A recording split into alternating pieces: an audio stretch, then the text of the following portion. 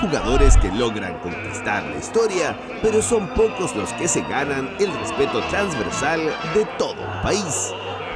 Cristian es un fiel hincha de la U. Por semanas ha esperado que Sergio Vargas le firme una camiseta muy especial. Por eso, cuando se enteró que grabaríamos en el Whitham Petra de la Dehesa, se acercó de inmediato para interceptar a su ídolo. Superman Vargas, te quiero ver.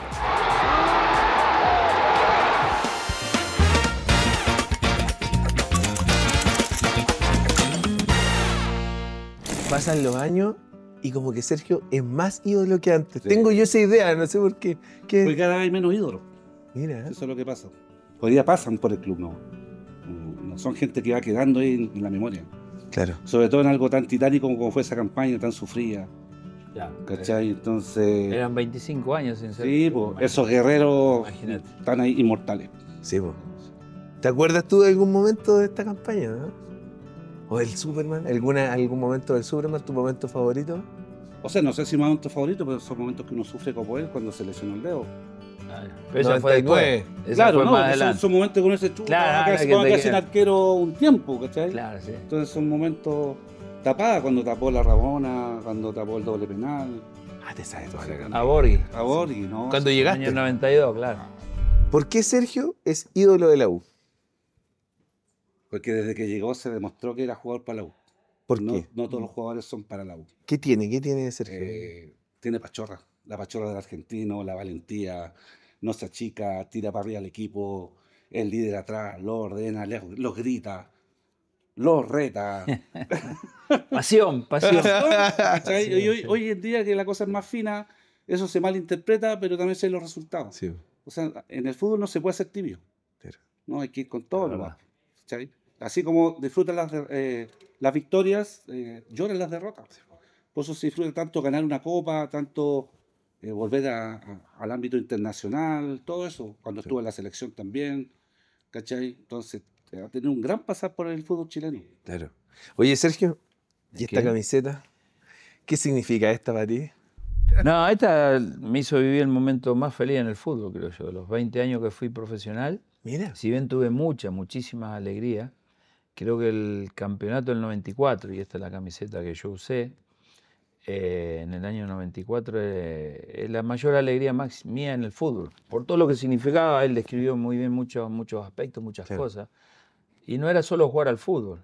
En esos momentos la U requería más cosas. Claro. Y bueno, creo que ese grupo de jugadores lo hicimos posible, porque era una épica, eran 25 años sin ser campeón y la situación institucional, deportiva y económica era muy distinta a la que es hoy. Y bueno, creo que a partir de ahí se sentaron los cimientos para esa U grande que después vuelve a ser, que es hoy, y se empezaron a lograr nuevos campeonatos, empezó a crecer la institución, ¿no? Y yo creo que, bueno, pero ese fue como el inicio, entonces esto es muy significativo para mí. Aparte que esta camiseta la elegí yo, el diseño.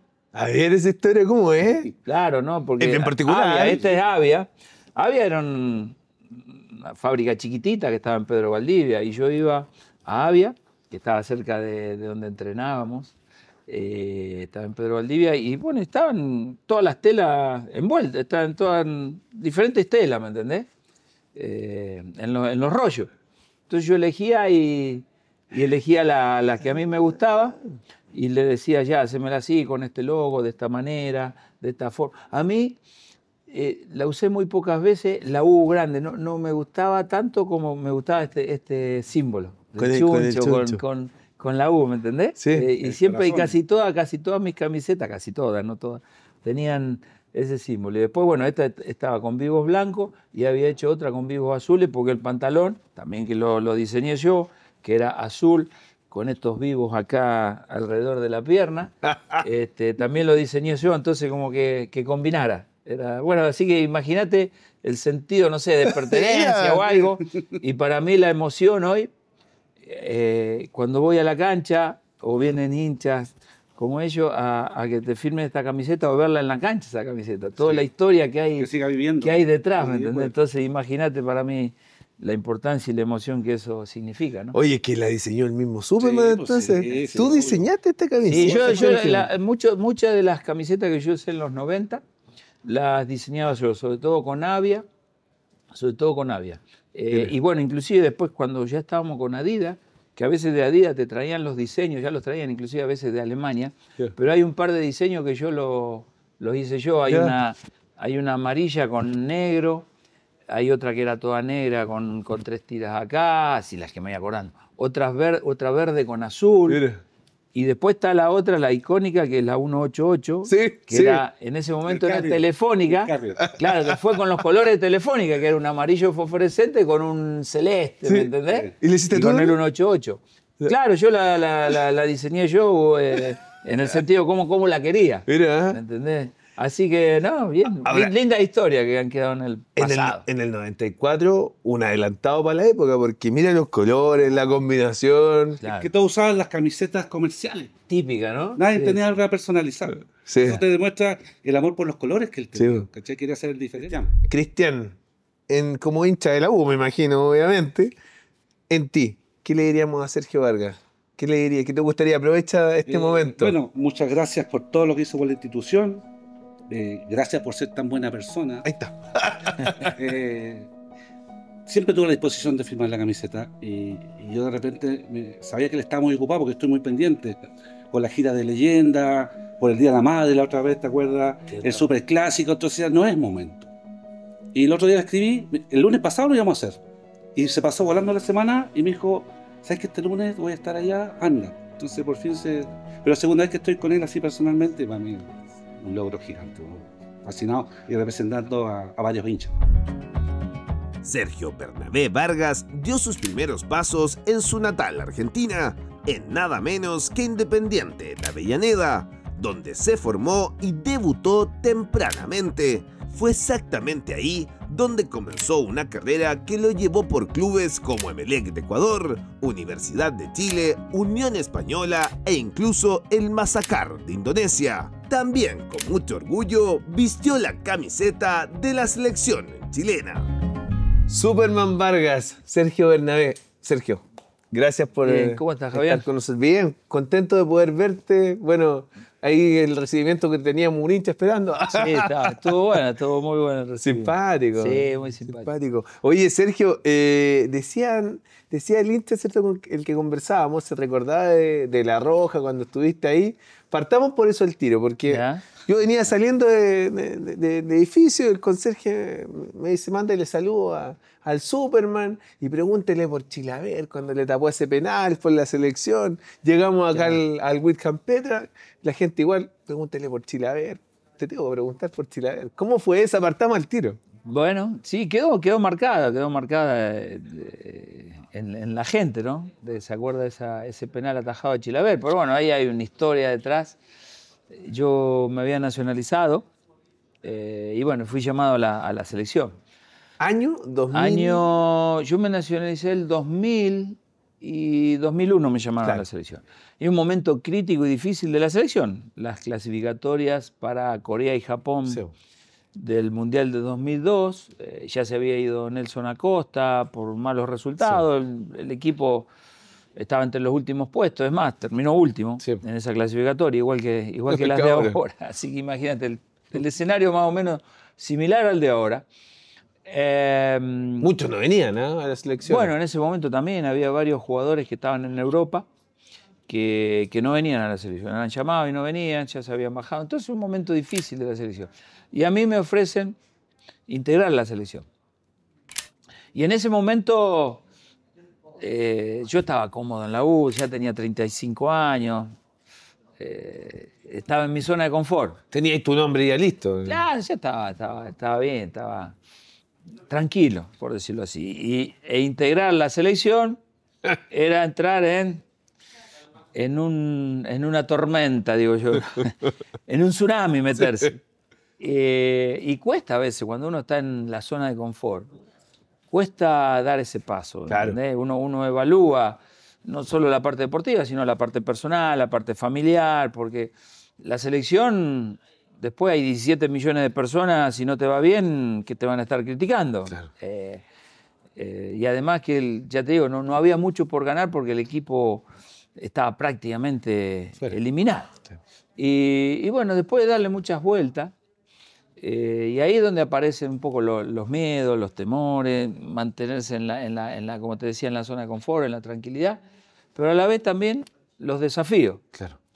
Y esos desafíos, bueno, siempre tenemos dudas ante los desafíos, y yo las tuve, porque era como poner un pie en el abismo, digo yo, tomar la opción de aceptar el llamado a la selección. Sí, claro.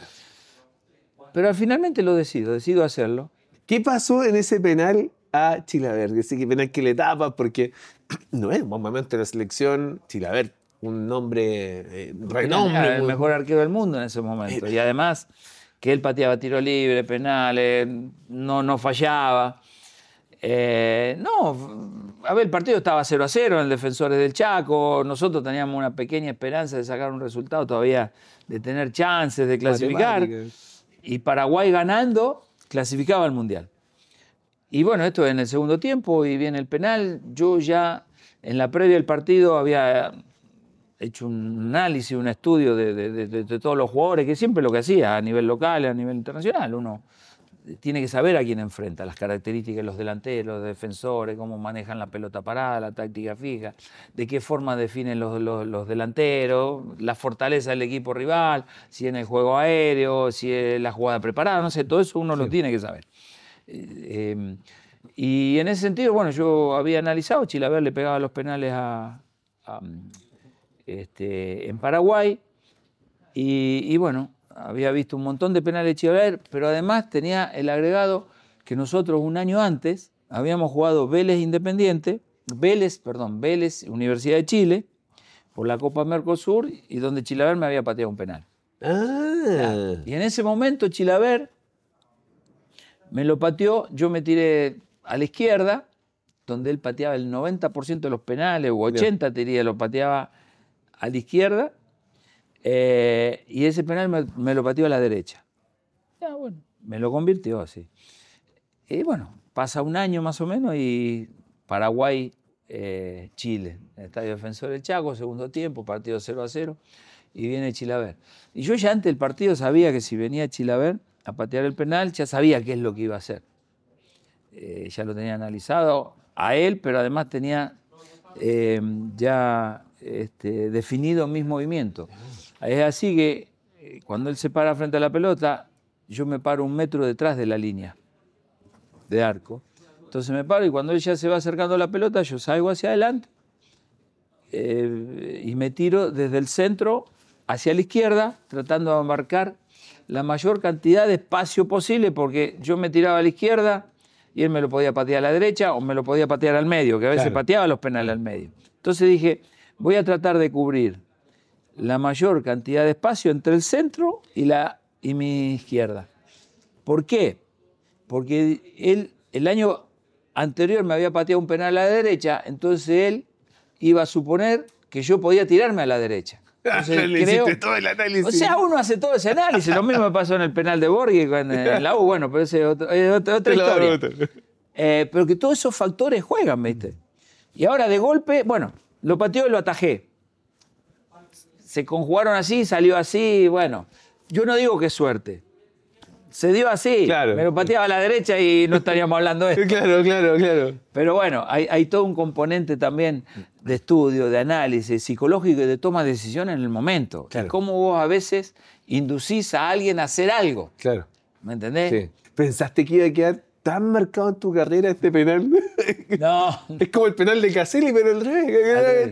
Sí, es verdad, porque la gente se lo recuerda, claro. Inclusive hay veces me digo a mí mismo, parece que no hubiera hecho otra cosa en el fútbol.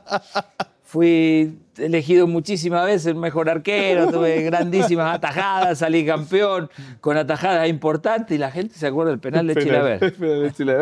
Pero bueno, también lo acepto porque la gente lo recuerda con cariño. Sí, y eso es lo más importante. Oye, hace un par de días me encontré con Pepe Ormazábal, relator histórico de Universidad de Chile, y contaba entre sus anécdotas que sin duda uno de los apodos que él puso, que ha puesto en su carrera y que quedó más marcado, es el de Superman Vargas. Él te pone Superman Vargas porque dice que cuando llegaste a Chile volabas como ninguno y atajabas penales. Sí, él es el que me puso.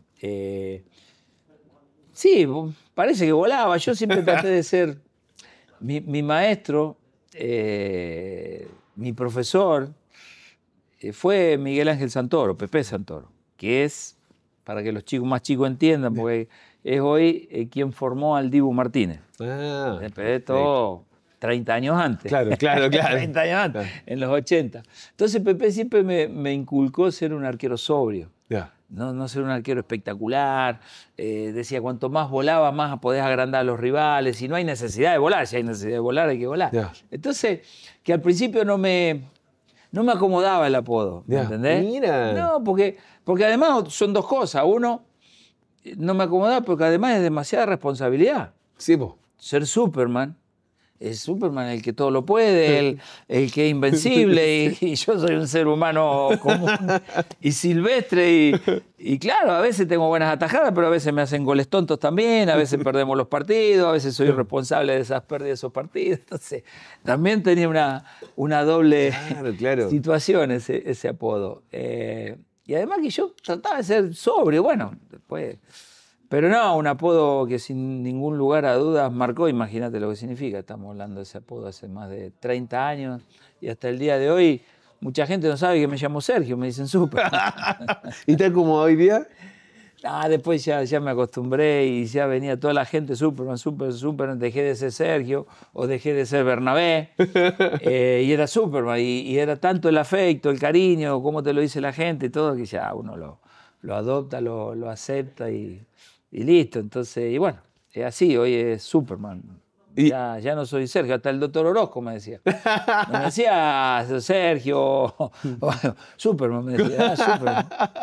La única vez que el doctor cuando me decía que no le gustaba que le dijera era cuando Superman le pedía aumento de sueldo. Ahí no, muy bien. No, pero es que un apodo que pegó. ¿Has hecho hasta publicidades con el apodo? Con el Superman, sí, claro. Pero pocas veces. Oye, Sergio, llegas a Independiente, ¿cierto? Y ahí ya comienzas a hacer tu vida un poco más de futbolista, no exenta de muchos obstáculos. ¿No fue fácil llegar a ser hoy día el Superman Vargas? No, para nada. O sea, yo me voy de mi ciudad, que era Chacabuco, estaba como a 5 horas de Buenos Aires, y me voy a vivir a la pensión de Independiente, que era bajo el estadio. ¿Ya? Un lugar frío, oscuro, medio triste, ¿viste? No, es la cancha antigua Independiente, no la cancha nueva Independiente ahora. Y la pensión estaba debajo, entonces, y no estaban las condiciones que hoy tienen los jugadores de hoy. Había todas esas cama cucheta, decimos nosotros, esas camas dobles. Como litera. ¿Entendés? Éramos 20 chicos viviendo ahí bajo la tribuna, nos daban de comer ahí en el casino del estadio. Ya. Y bueno, me voy, yo tenía 13 años. Y pasa el tiempo, futbolísticamente me iba bien, pero pasa el tiempo y igual extraño, ¿viste? Echo de menos. A veces la comida no era tanta. Estaba como, bueno, algunos de los muchachos que estaban, Pelito Percudani, que después jugó acá en la Católica, goleador Independiente, estaba Pedro Masachesi, la vieja Reynoso, ídolo de la Católica. Entonces, había veces que comíamos, no sé, a las 7 de la tarde, 8, teníamos 15 años, 14, y ya a las 10, 11 de la noche teníamos hambre, ¿viste? Y no había lucas, nos daban un viático. No alcanzaba. No alcanzaba para viajar, para ir al entrenamiento, o te compraba un gin y quedamos secos. Entonces, muchas veces por las noches tomamos mate para calmar el hambre, o cerca del estadio de Racing, porque el estadio de Racing está ahí a 2 cuadras. Y nos juntábamos a veces con los pibes de Racing. Ah, mira. Claro, de la pensión también. Sí. Y estábamos todos la misma, había una donde hacían churros, bolas de fraile, las bolas esas con manjar o con crema, ¿eh? Sí. Íbamos a ver si les sobraban, si nos daban, si nos convidaban, íbamos a ver, siempre íbamos. Y bueno, nos daban ahí, calmábamos el hambre con mate y todo, pero fue duro, no era fácil. Veía a la familia con suerte una vez al mes, cuando uno tiene 13, 14, 15 años. Yo tenía a mis papás, mis hermanos, mi abuela, que vivía con nosotros. Había dejado todo, mis amigos, el barrio, la ciudad. Y estaba solo, ¿viste? En mi casa tenía todo. No sobraba nada, pero tenía todo. El plato de comida que tu mamá te hacía la camita, el cariño, el amor. Y empiezo a extrañar, a echar de menos. Y en uno de esos viajes que logro ir a Chacabuco, digo que logro porque las veces que a veces quería ir y no tenía, Claro. a veces me iba a dedo. Mira. Sí, me colaba en el tren o me iba a dedo, así que imagínate. Era toda una aventura cada viaje. Y yo le digo a mis papás que ya no aguanto más, que ya no doy más, que extraño y que quiero volver, que quiero regresar, ¿viste? 14, Y 15 ahí años. tenía 15 años ya. Había estado 2 años y ya no aguantaba más. La situación se me hacía muy difícil. Y bueno, ahí recibo un gran consejo, digo, que me sirve hasta el día de hoy, de mis papás, que me dicen, mira, vos elegiste, porque yo, para irme a Buenos Aires, mis papás no me querían dejar ir. Yo tenía 13 años, imagínate, 13 años, dejar ir a tu hijo de 13 años a Buenos Aires, que es una ciudad. Sí, claro. Entonces nosotros en Chacabuco éramos 20.000, con suerte nos conocíamos todo el mundo. Yo vivía frente a mi casa, donde yo vivía eran calles de tierra en esos años, ahora ya no, vivía frente a un monte, un bosque. Claro. ¿sí? Entonces yo, la vida mía era, iba al colegio, fútbol, bosque, cancha por todos lados, ese era irme a Buenos Aires, La a gran esa capital. masa urbana. Sí. Y bueno, y me dicen, mira, vos elegiste, quisiste irte, elegiste un camino. Ahora no podés aflojar en el primer obstáculo que te enfrentes. Para lograr tu objetivo, para lograr tu sueño, porque era mi sueño ser futbolista profesional, jugar en un primer equipo, no podés bajar los brazos. Tenés que luchar, tenés que pelear. No podés darte por vencido. ¿Tus papás te dicen eso? Sí. Y me dicen, intentalo. Después, bueno, si no podés, regresá. Pero no aflojes. Y yo en ese momento, la verdad, muy convencido no quedé. Yo no la estaba pasando bien. No quedé muy convencido. Pero, y volví, ¿viste? Regresé. A regañadientes.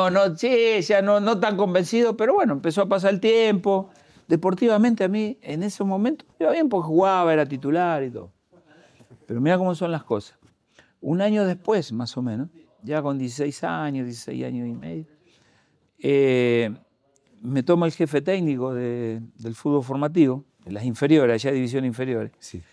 que era Nito Veiga. Nito después fue el técnico del primer equipo. Y Nito me dice, mira, Sergio, dice, hemos traído un arquero para tu categoría, un buen grande, así como 1,90 m. Viene a Y jugar. vos, claro, vos no vas a jugar. No vas a jugar, ¿por qué? Porque vos no estás desarrollado. Yo era muy flaquito, y todavía no había pegado el estirón. Me dice, no vas a jugar, y como vos estás en la pensión del club, sos de afuera, yo te doy la posibilidad de que si querés buscarte otro club, te busque, te doy esa opción. Ahora, si decidís quedarte, no vas a jugar. Y en ese momento, me acuerdo de los consejos de mi viejo, ¿no? De mi vieja. No hay que darse por vencido, hay que luchar, hay que pelear, perseverar.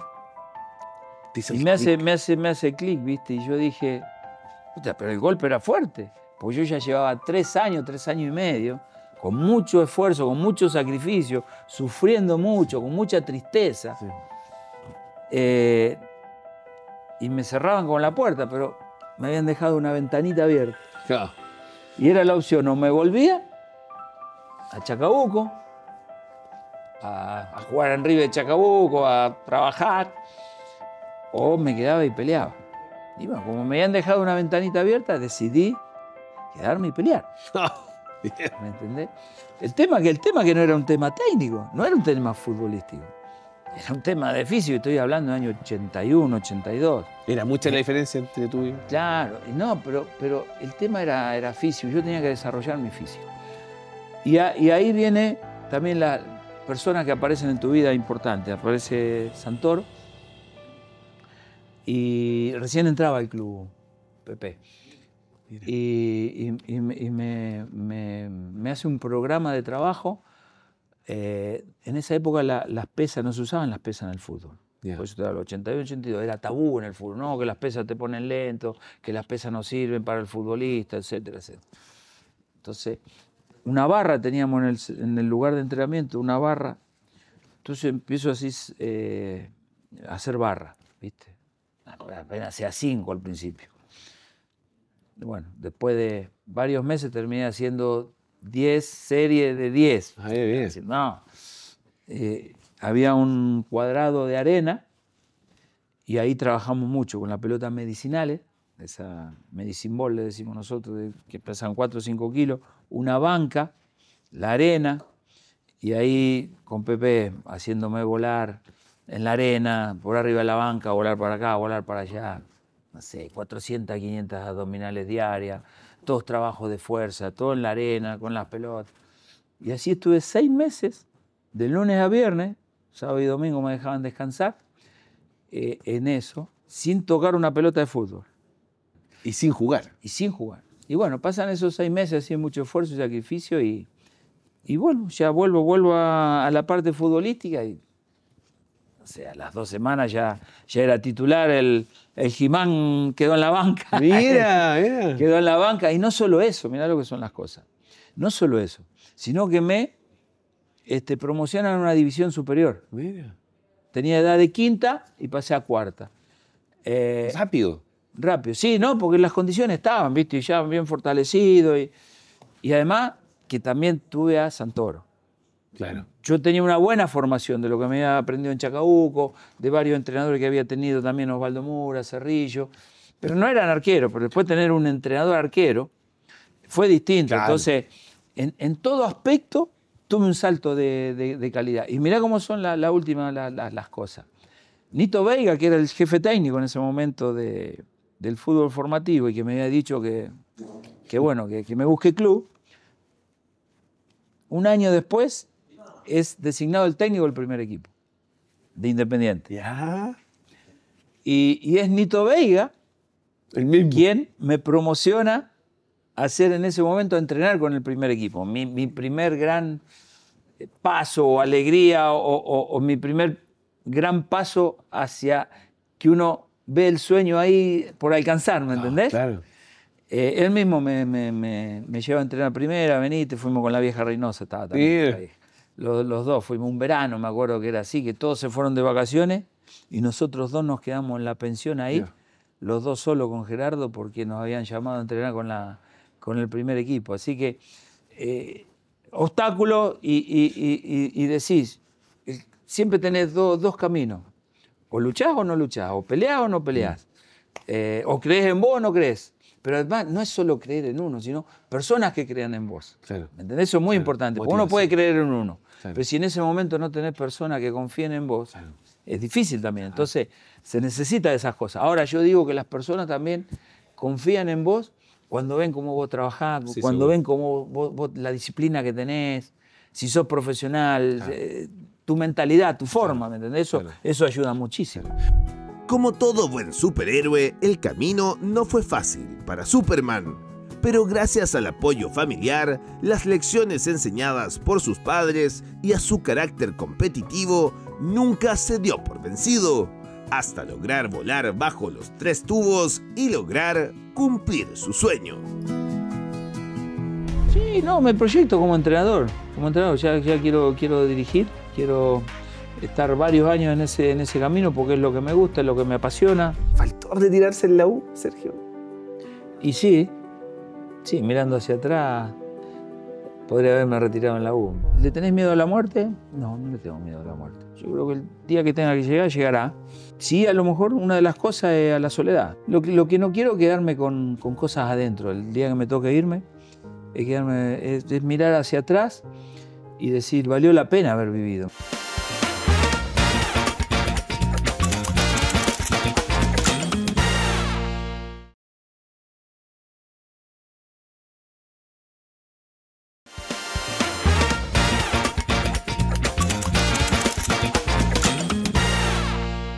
trabajaste en paralelo a que estabas ahí entrenando. Creo que tuviste que hacer algunos trabajos cuando estabas ahí independiente. ¿Te la jugaste con algunas cosas? Sí, sí, sí, pero cuando estaba en las divisiones inferiores, sí. Sí, Para sí. juntar un par de lucas. Claro, lógicamente.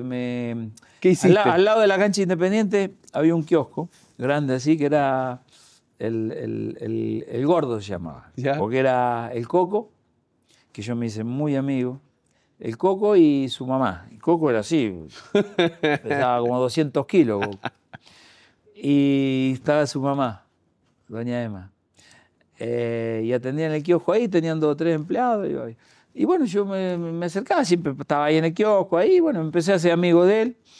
Y bueno, al principio él me daba los días de partido, como está al lado de la cancha, los días de partido, él me ponía una heladerita así, afuera del kiosco, Yeah. y yo vendía bebida. Y de lo que yo vendía me ganaba mis lucas y a la gente que pasaba, que entraba a la cancha. Y después ya comencé a trabajar con él en el kiosco, atendiendo el kiosco, pero además, allá en Argentina se juega mucho la quiniela clandestina, ¿Ya? y las carreras de caballos. Se Ya. juegan mucho en ese momento, ¿viste?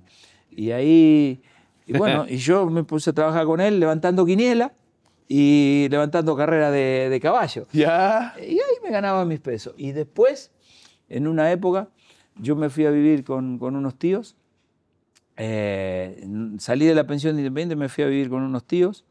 Y vivía también, me fui a Villa Devoto, estaba a 1 hora y media de Avellaneda. Ya. Y viví con ellos y entré a trabajar en una zapatería, una fábrica de zapatos. Ya. Y ahí trabajaba en la fábrica de zapatos, me acuerdo que era encargado de poner los tacos, no sé qué. Pero ¿qué pasaba ahí? ¿Hiciste zapatos? No, ¿hiciste no, estaba a cargo de una máquina ahí que ponía los Ya. tacos así. Entonces, Algo y así. algo así. Sí, no, pero pará, me levantaba, entraba a las 6 de la mañana a trabajar, Mira. trabajaba hasta las 12 y media. Fue duro esa etapa también, porque me levantaba a las 5 y media de la mañana, a las 6 entraba, porque estaba en la otra cuadra, menos mal, de la casa de mi Ay. tío, estaba cerquita. Entonces me levantaba sobre la hora. Pero trabajaba hasta las 12 y media del mediodía, iba a lo de mi tío, comía y me iba a Avellaneda. Y a Avellaneda tenía 1 hora y media yo. Entonces entrenábamos a las 4, llegaba como a las 3, 3 y media, entrenábamos a las 4, otra hora y media, 2 horas de vuelta, porque el típico, los tacos a las 6, 7 de la tarde en todos lados, llegaba como a las 8, 9 de la noche a veces, cenaba, me acostaba a dormir, el otro día a las 5 de la mañana, 5 y media otra vez de vuelta. Y así estuve bastante tiempo, fue toda una experiencia y también difícil, porque a veces dormía un rato en el micro, no tenía la cantidad de horas suficiente para descansar. Tenía que trabajar, después tenía que entrenar. Entonces, también, bueno, sacrificio, esfuerzo. Esos son los esfuerzos y los sacrificios. ¿No? Después de entrenar, yo era feliz esa 1 hora y media, 2 horas que entrenaba. Lo otro era el esfuerzo y verdaderamente lo sacrificado. Sergio, decía en un momento, yo veía a mis papás, encontraba con ellos, lo de la cancha, aquí y allá, pero siempre me hice el fuerte. Claro. Siempre me hacía el fuerte. Y estaban pasando, todas estas cosas pasaban. Internamente era tremendo. Sí, yo la vivía solo, la vivenciaba solo. Yo casi ni a mis amigos le contaba que venían de Chacabuco a veces. Claro. La llevaba a la procesión por dentro. Y cuesta mostrar esa vulnerabilidad también o elegir con quién mostrarse uno un poco más vulnerable. Sí, con los años he aprendido un poco, con ¿Sí? los años, sí. Con los años he aprendido más. Es más sano, ¿no? Es mucho más sano, claro. Cuesta, porque fue muchísimos años para adentro y eso también te cuesta en relaciones. Relaciones cercanas también te cuesta y hay veces que la gente piensa que es por ello, ¿no? Y es por otras cosas que uno tiene y que no exterioriza. Claro. Pero bueno, con los años he ido aprendiendo y eso te hace mucho mejor y uno no se siente tan solo y siente que hay cosas que uno las puede superar pero acompañado, que es distinto a superarlas solo. Es mucho más reconfortante, no te deja tantas heridas. Sí. Lo has mencionado de una u otra forma dentro de la conversación, el tema de la soledad, el mantenerse muy hermético, el vivirla solo. ¿Te tocó sentir en estos años de vida, te ha tocado compartir mucho con la soledad, convivir con la soledad?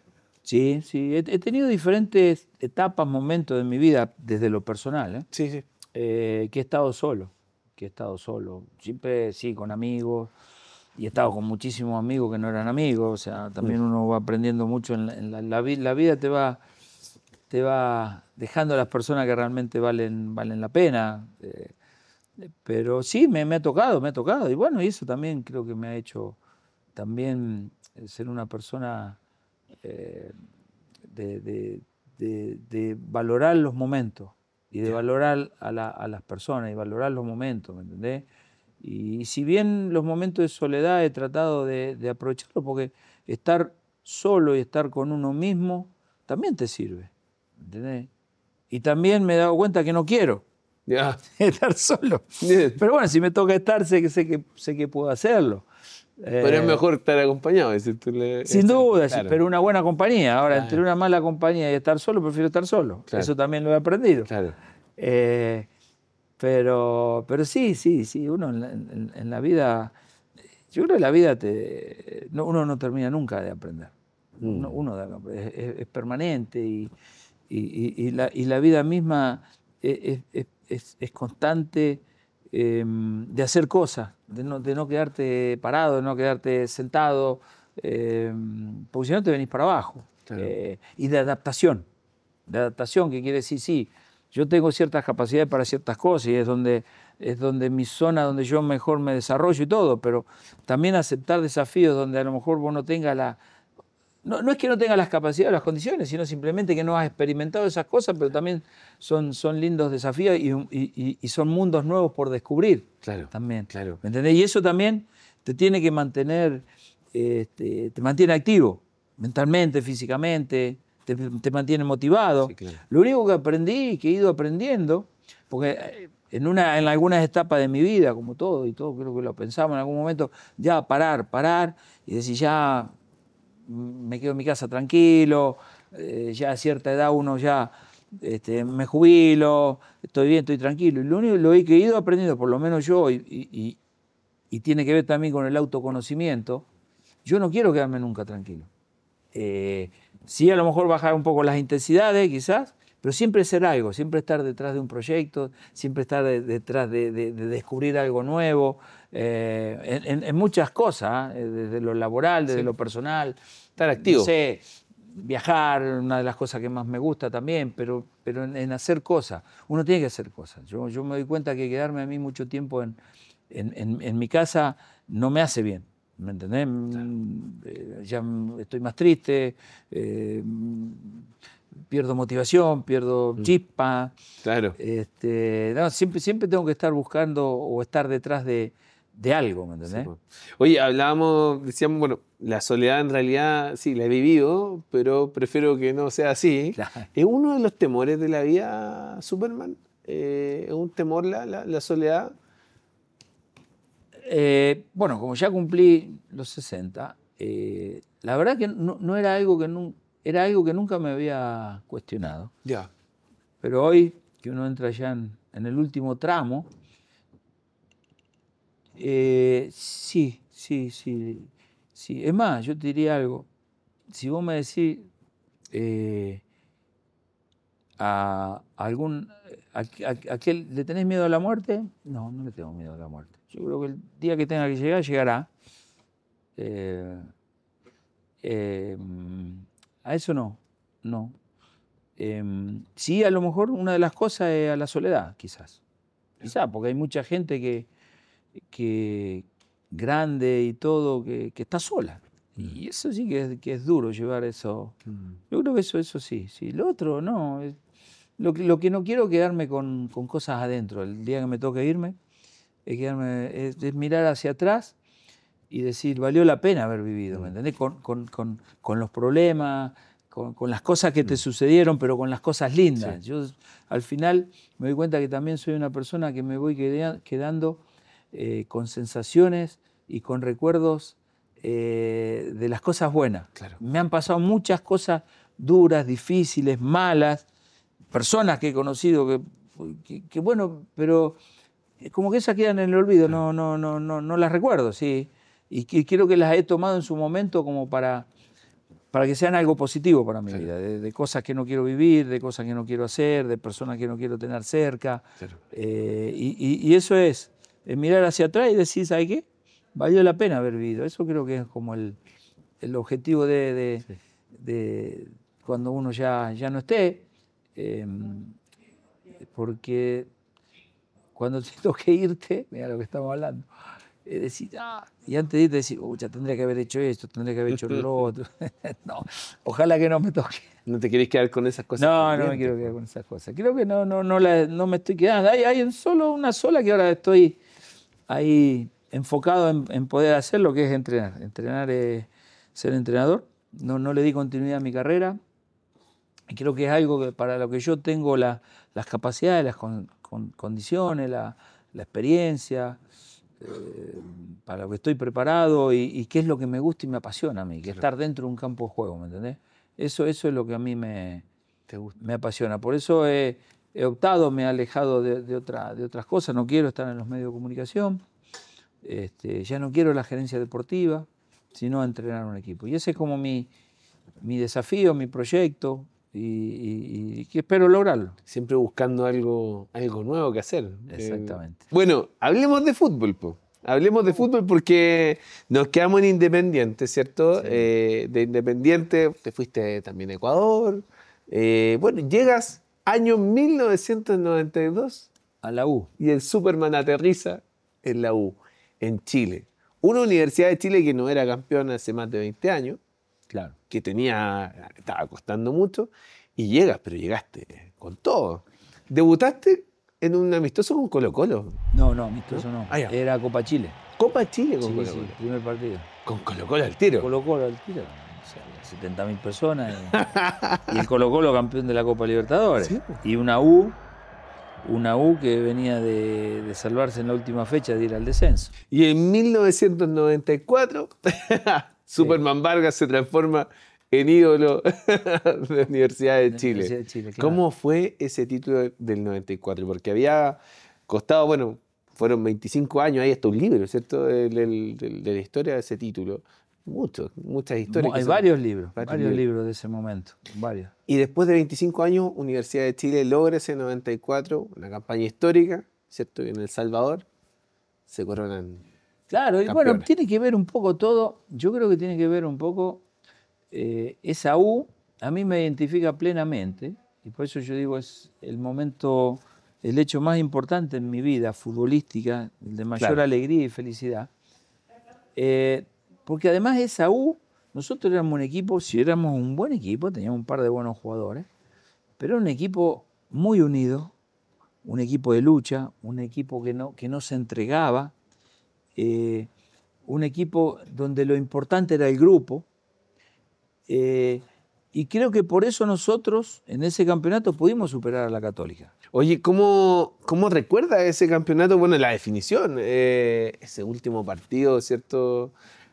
Cuando se coronan campeones, ¿cómo Sin fue? duda, en El Salvador con mucho nerviosismo, muchísimo nerviosismo, porque implicaba una responsabilidad muy alta teníamos nosotros, porque eran 25 años de frustraciones, de tristeza, de desilusiones, del hincha de la U. Sí, claro. Generaciones, vos pensabas, chicos de 24, 20 años no habían visto a la U jamás campeón. Claro.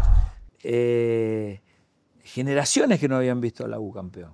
Bueno, había un cúmulo de situaciones y ese último partido para nosotros era entrar con una mochila de 20 kilos por el peso de la responsabilidad y la presión que había sobre nosotros. Y tal es así que el partido no es bueno, no lo jugamos bien, creo que estábamos muy nerviosos. Empezamos perdiendo, finalmente lo terminamos empatando y bueno, somos campeones con el empate, pero ni siquiera supimos o pudimos ganarlo, siendo que Cobresal estaba descendido. Con el penal de Pato Mardones. Así es. Oye, en el 95 también salen campeones y pasan cosas un poco anecdóticas. ¿Eh? Juegan un amistoso con Boca, jugaste contra Maradona. Sí. Hasta hace un gol, creo, Maradona ahí. Me hace un gol. Creo que el único gol que recuerdo y que me gusta que me lo haya hecho el Diego. Imagínate.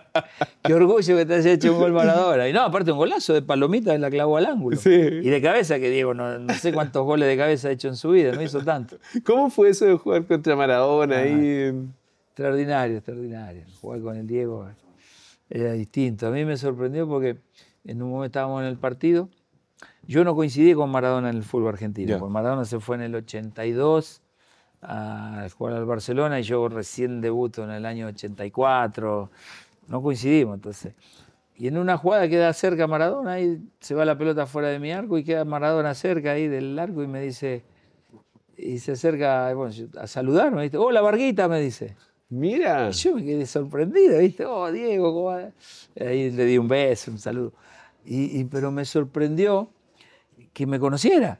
Varguita, ¿viste? Aparte, Varguita, porque a mí en Independiente, por ejemplo, me decían Varguita. Ya. No me decían Vargas. Sí, te ubicaba. Varguita, era como era chico, no sé qué, y empezaba y siempre Varguita. Me decía. Entonces me sorprendió. Y bueno, después te das cuenta. Bueno, después tuve la oportunidad en el Joe Ball, ya abandonando el fútbol, de compartir un par de veces con ellos cuando jugamos el Joe Ball, Sí. la selección de Chile con la selección de Argentina, que eran partidos sumamente disputados. Pero ya ahí estuvimos en el hotel, concentrábamos, bueno, Argentina, Chile, y compartimos un par de veces. ¿Pudiste compartir alguna salida con Diego? No salía, no, más que nada esa, comida, charlas, pero con más personas, ¿no? ¿Cómo era Maradona? No, extraordinario. Un ser distinto, diferente. No solo dentro de la cancha, porque yo lo conocía dentro de la cancha. Después de haberlo conocido y todo, increíble. Un tipo de un corazón muy grande y de una memoria increíble. Y bueno, uno después se da cuenta cuando conoce un poquito la parte más personal, aunque haya sido muy por encima, el por qué lo quieren tanto, ¿no? Claro. Es increíble el magnetismo que tiene Diego. Tantas etapas en la U, Sergio, como jugador, expulsaste la carrera, director deportivo, hincha, ha hecho todo en la U. ¿Qué significa Universidad de Chile para ti, Sergio? ¿Qué es la U para ti? No, la U es el equipo de mi vida. Si bien yo me formé en Independiente, estuve 12 años en Independiente y para mí Independiente también es muy importante en todo lo que es como profesional, también como persona, porque viví ahí, porque me formaron ahí también. La U, bueno, en los últimos 32 años es el amor de mi vida, ¿me entendés? Por lo que yo respiro, por lo que a mí me apasiona el equipo. Y bueno, ¿qué te puedo decir? Es un amor que siempre está ahí, que siempre está en el corazón. No sé, Sí. es difícil llevarlo a palabras lo que uno siente, ¿no? ¿Faltó retirarse en la U, Sergio?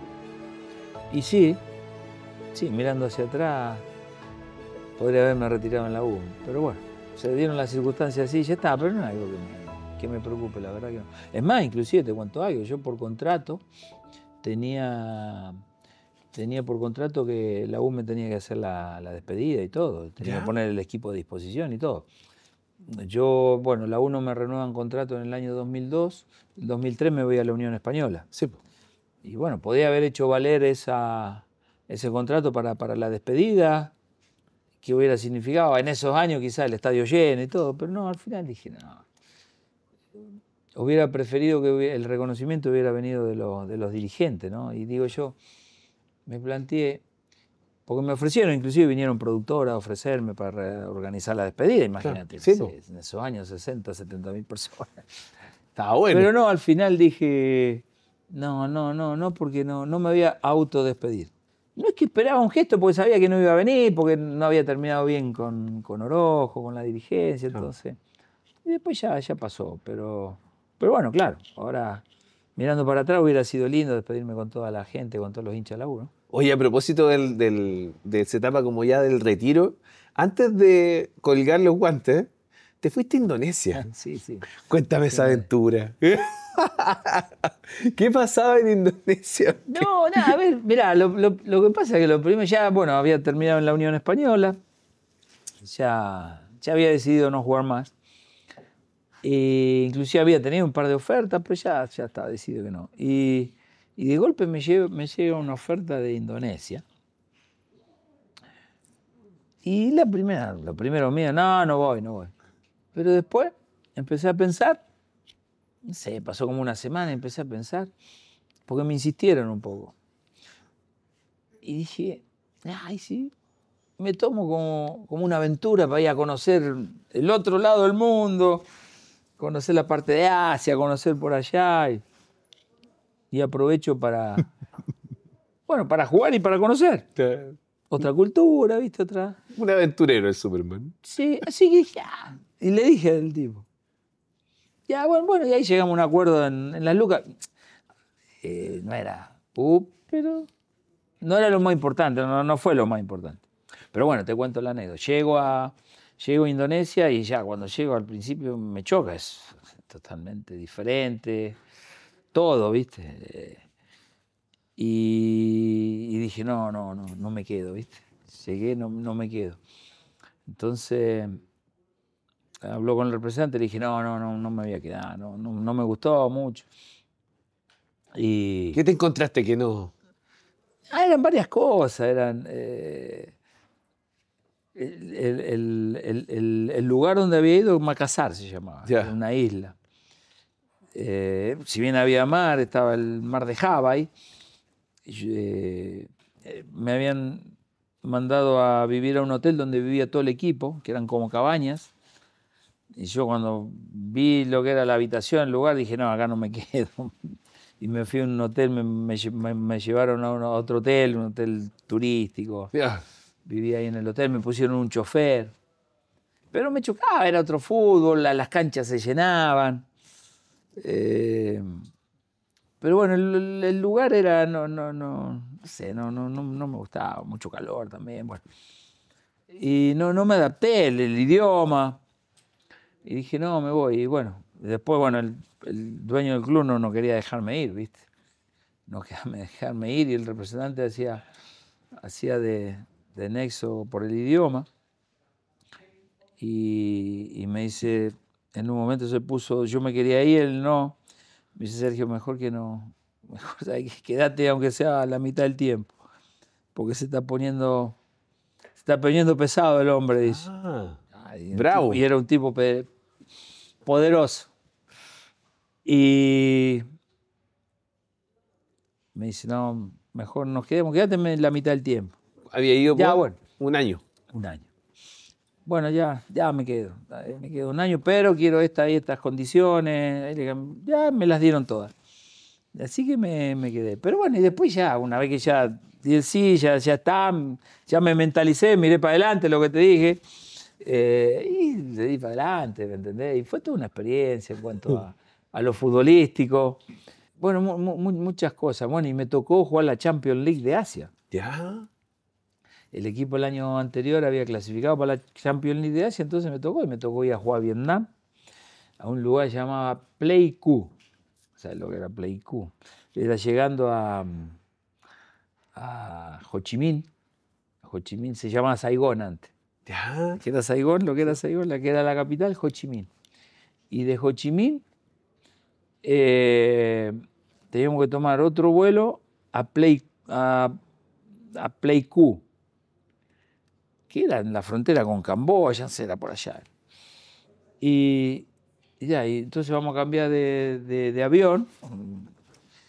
Y vemos así, un avión así, 2 hélices. Éramos 25 nomás. Y yo lo miraba el avión. Y dije, no, a este avión no me subo, no llegamos. Aparte, ya me andando el mantenimiento ni nada, ¿viste? Ya, pero me tuve que subir, andaba con todo el equipo. Así que nada, me subí ahí y llegamos. Y aterrizé yo y encara el avión, viste, así para abajo, y yo veo que va a aterrizar y yo veía todo selva era. Y iba así. Y de golpe aparece una pista así en el medio de toda la selva y me aterriza. Y cagazo que me pegué. Y aterrizó el tipo bien, viste. Y en el medio de la selva está la pista, y había más allá como un galpón, que era un hangar al final. Y veo dos vietnamitas ahí trayendo un carro, así un carro pesado, caminando, ¿viste? Era para cargar un poco las maletas que nosotros traíamos, todo. Así que ahí tomamos un colectivo, una micro ahí, media chica tampoco, no era de las micros. Y andábamos en el medio de la selva, para acá, para allá. De golpe apareció una parte más urbana, 2 millones de motos, allá todo el mundo en motos, se te cruzaban por delante, un kilómetro. Y nada, y ahí de golpe llegamos a Play Q, ¿viste? Llegamos a Play Q. Y nada, estaba en el hotel después. Y para que haya algo de ruido, prendo la televisión. Prendo la televisión y yo no le había prestado atención, sino hablaban todos, ¿viste? Y de golpe empiezo, y era siempre la misma voz. Había una película, Anthony Hopkins y bueno, otro actor, no me acuerdo cómo era la película, no. Pero en vietnamita. En vietnamita. Pero no, me llamó la atención porque empiezo a prestar la atención y hablaba siempre la misma persona. Y entonces la película era, no sé, Anthony Hopkins hablaba así, después hablaba una mujer y era la misma persona que habla, y como que iban relatando. Claro, la película. Y ahí me quedé mirando y me cagué de risa sobre nada. Cosas así, después, mil después. Fuimos también a China, también, a Dalian. Dalian, una ciudad impresionante, moderna. También un equipo ahí de Dalian, el estadio era también como un estadio nacional, como para 70.000 personas. Lindo. Y bueno, y después en Indonesia yo también, lo típico, yo salía del arco, viste, a veces a gambetear, agarraba la pelota, sacaba rápido y sacaba así. Y allá no estaban acostumbrados. No estaban acostumbrados. Y los defensores, los muchachos, los delanteros míos, agarraba yo la pelota. Y estaban de espalda, estaban mirando para otro lado porque salían, eran lentos, pateaban la pelota para arriba y yo sacaba rápido y todo, dejábalo. Así que también un poco se acuerdan mucho, porque hay otros muchachos que después fueron a jugar a Indonesia y me contaban, no se acuerdan mucho de vos, como que marcaste un estilo, una forma. Y ahí recomendaste a Caputo, ¿no? Hernán, claro. ¿Cómo es esa historia que te lo encontraste en el aeropuerto? Nos cruzamos en el aeropuerto. Nos cruzamos en el aeropuerto con Hernán en el de Makassar. Justo Hernán llegaba y yo me iba. ¿Tú le recomendaste? Sí, yo lo recomendé. ¿Y qué tal? No, muy lindo, sí te va a gustar. A los 2 meses estaba Caputo en Chile. ¿En serio? Sí. Ah, duró menos que tú. Duró menos que yo. Una recomendación de un amigo, un viaje. No, pero bueno, lo que pasa es que las lucas eran buenas, entonces... ¿viste? ¿Cómo se proyecta el Superman Vargas? ¿Qué es lo que se viene? ¿Hay desafíos importantes por ahí? Sí, no, me proyecto como entrenador. Ya quiero dirigir, quiero estar varios años en ese camino porque es lo que me gusta, es lo que me apasiona, es lo que yo tengo las capacidades, la experiencia, las condiciones, es lo que me gusta y es lo que estoy preparado. Así que en ese sentido voy por ese camino. Después, bueno, hay ciertas otras cosas fuera del fútbol que siempre están, pero que lo más importante para mí es el fútbol, por lo que amo el fútbol, por lo que siento el fútbol, y estar en una cancha de fútbol a mí me hace feliz. ¿Quieres ser entrenador de la U? No, quiero ser entrenador. Después si algún día llegará o no, pero quiero ser entrenador. Esa es hoy mi objetivo y mi pasión. Ese es el objetivo nuevo del Superman Vargas. Así es.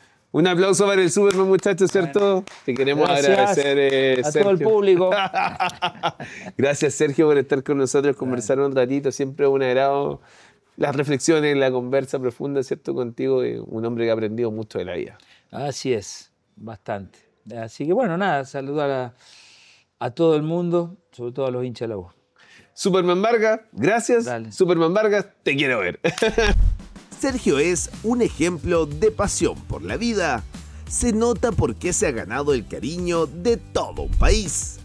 Un tipo auténtico que demuestra la sabiduría de quien ha vivido intensamente. Hoy, con la mirada puesta en regresar a dirigir un equipo, confirma una vez más que la pasión no se abandona.